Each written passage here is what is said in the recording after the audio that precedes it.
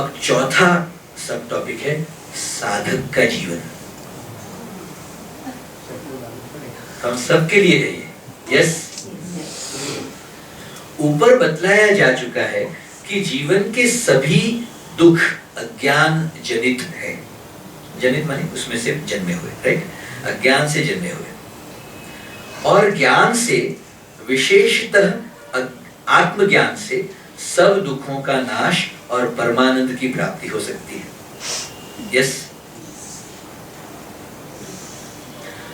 आत्मज्ञान प्राप्त करने के लिए परम पुरुषार्थ करना चाहिए, क्योंकि बिना पुरुषार्थ के यहाँ पर किसी भी अर्थ की प्राप्ति नहीं होती।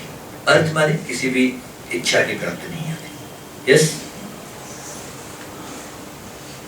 अब वशिष्ठ जी ने रामचंद्र जी को यह बतलाया कि आत्मज्ञान द्वारा दुखों से मोक्ष पाने और परमानंद के अनुभव की सिद्धि के लिए किस प्रकार के पुरुषार्थ की आवश्यकता है। यस, पुरुषार्थ का महत्व एस्टैब्लिश किया पहले, फिर किस प्रकार का पुरुषार्थ करना चाहिए उसके बारे में, साधक के जीवन के बारे में है। सबसे पहला सब टॉपिक, चौथे सब टॉपिक का पहला सब टॉपिक। चौथा सब टॉपिक क्या है? साधक का जीवन। उसका पहला सब टॉपिक है चित्त शुद्धि।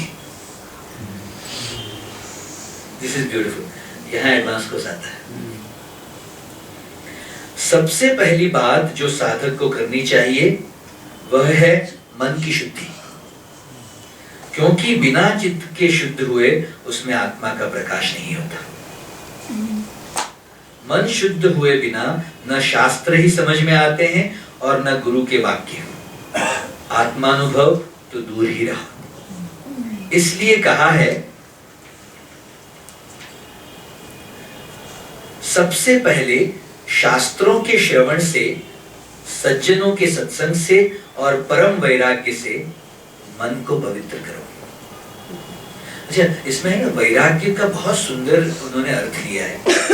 वैराग्य को बहुत सिंपल कर दिया उन्होंने, समर्पण। राग यानी इच्छा, इच्छा को त्याग दिया तो वैराग हो गया। Yes, very simple. इच्छा त्याग के समर्पण करके वैराग्य हो गया। सचमुच अगर कोई मन में अभी इच्छा नहीं है, अभी अगर मन की स्थिति देखो, वैरागी ही मन है, isn't it? लेकिन बहुत फ्रीक्वेंटली उठे हुए मन, ऐसा कोई मन हो जहां बहुत फ्रीक्वेंटली इच्छाएं उठती हैं, तो वैराग्य का अनुभव टिका नहीं पा रहा है। That's all. तो इच्छा को जैसे ही उठते हुए देखा, उसको समर्पण कर दिया तो वैराग्य हो गया फिर से। तो ये बहुत सुंदर बात है। सबसे पहले शास्त्रों के श्रवण से, सज्जनों के सत्संग से और परम वैराग्य से मन को पवित्र करो। परम वैराग्य माने ना, आप उसको इस तरह से सुनना जैसे ऑब्जर्व, फिल्टर, सरेंडर। त्याग दिया तो समर्पण हो गया, समर्पण हुआ तो मन खाली हुआ तो वैराग्य हो गया। यस, वैराग्य शास्त्र और उदारता आदि गुण रूपी यत्न से, वैराग्य शास्त्र और उदारता आदि गुण रूपी यत्न से, प्रयत्न से आपत्तियों को मिटाने के लिए अपने आप ही मन को ऊपर उठाना चाहिए। अपने आप ही।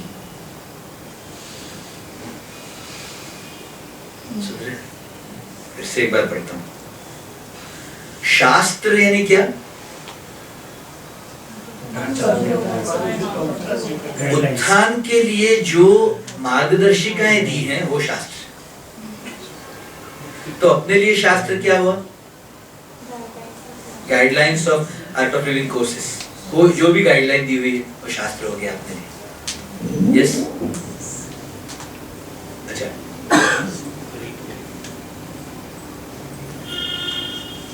वैराग्य क्या है?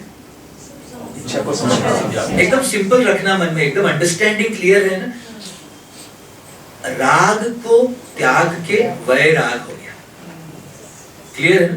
तो उसके लिए समर्पण का एक बहुत सुंदर तरीका, गुरु जी का स्मरण होते ही वो वैराग होने लगेगा। होता है कि नहीं मुझे बताइए? यस। तो करके वैराग हो गया, शास्त्र और उदारता। उदारता को समझ लेना, ये है ना, ये अगर सिंपल समझ में आने वाली बात है तो इनसिक्योरिटी को त्यागने की बात है। मैं इनसिक्योरिटी को त्यागने की इसलिए मैं बात कह रहा हूं क्योंकि तुम देखोगे ना, तुम्हें दुनिया में बनाए रखने के लिए ये इनसिक्योरिटी बहुत ज्यादा बड़ा रोल निभाती है। जहां तुम्हें सिक्योरिटी नजर आती है किसी संबंध में, पैसे में, नौकरी में,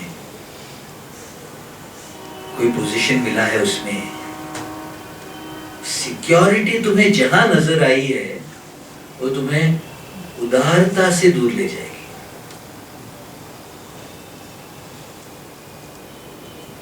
उदार माने क्या? विशाल, फैला हुआ, ब्रह्ममय हुआ मन है। ये इनसिक्योरिटी तुम्हें वो उदार नहीं रहने देती। सुन रहे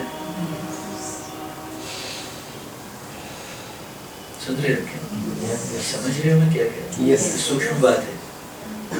तुम्हें जहां जहां भी सिक्योरिटी नजर आती है ना, एक एक रिलेशनशिप देख लेना, वो खुद ही इतने इनसिक्योर हैं।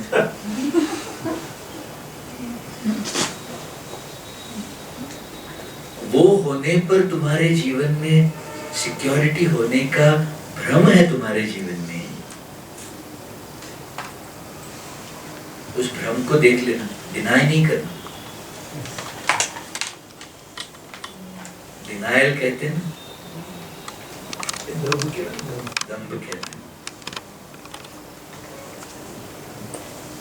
समझ रहे?